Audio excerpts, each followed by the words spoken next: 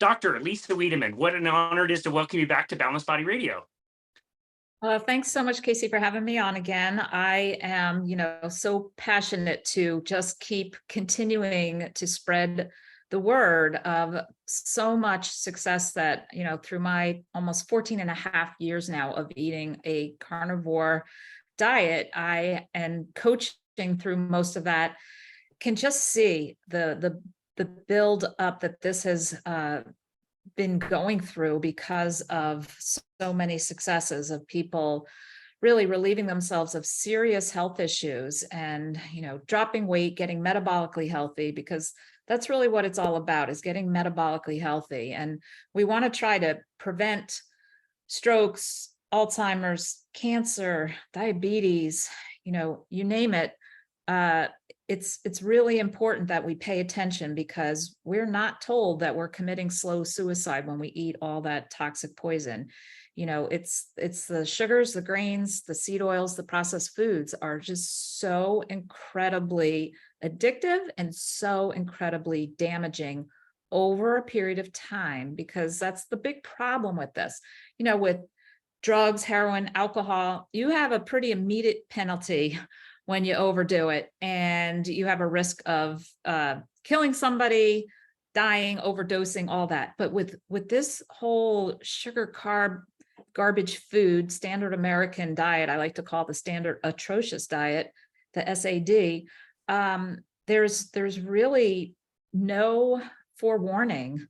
And people are just, everything surrounds food, social, holidays. When you're out with coworkers, business meetings, it's food, food, food. And a lot of restaurant foods all have the canola, soybean oil, cottonseed oil, palm oil that they're cooked in. People say, oh, well, I don't eat seed oils. Well, maybe you don't go to the grocery store and buy a bottle of Crisco, but sure enough, if you're eating standard food, anything pretty much that comes in a box, a bag, a bottle, or a jar is going to have these toxic oils, which really take about over 6 years to clear out of your system when you stop. And I see you just pulled out Dr. Kenobi's amazing book, The Ancestral Diet Revolution. I love it because one of my passions as an eye doctor, and also my own father suffered very debilitating vision loss from macular degeneration because I couldn't convince my own parents to do this crazy way of life. And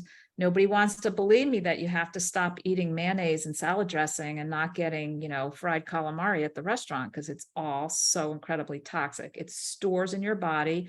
And if anybody, listens to Dr. Kenobi's presentations, that there's many of them on YouTube now, and his amazing book, and he's got a great website, cureamd.org.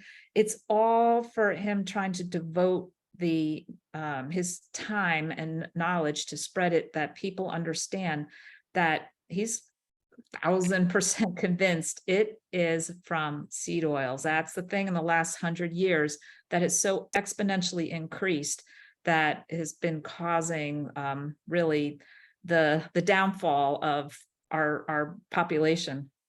Yeah, he does such a convincing job in this book as well. We were fortunate enough to host him again, so he could come on and kind of explain, the things that he had discovered with all his research, which is years and years and years he's been researching this. And he makes a really compelling case in that book that it is the seed oils and not necessarily the sugar. And it's a really interesting point. And we can get caught up in semantics and to try to determine which one it is. They flow together. If you're having one, you're going to have the other.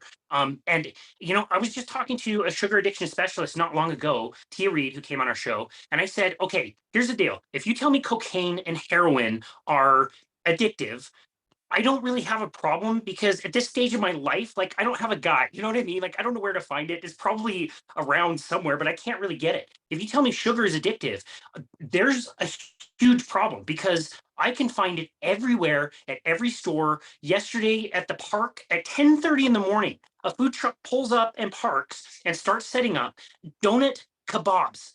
Whatever the hell donut kebabs is, can't be great. It's delicious, amazing, incredible food that is poisoning everybody.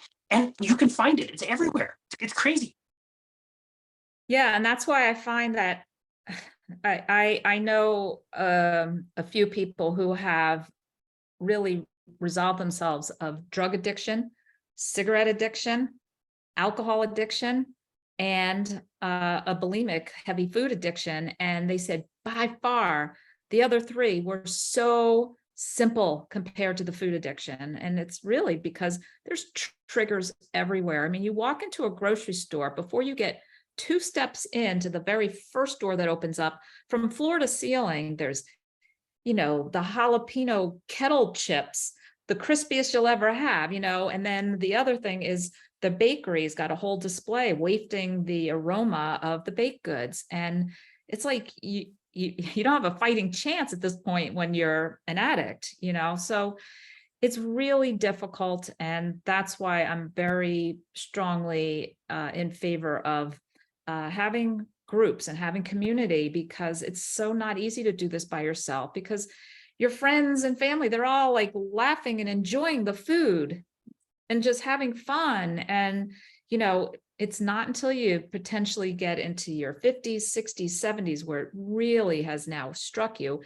If you're lucky enough to have gotten obese from it or gotten a disease young enough, like Michaela Peterson, and you search for the answer soon enough, then you have a good shot of at least having, but most people are really at the point where you don't realize it, but you keep eating this stuff and eventually it's going to catch up. And most people say, oh, don't get old. This happens when you get old. And they accept these things as just kind of diseases of old age.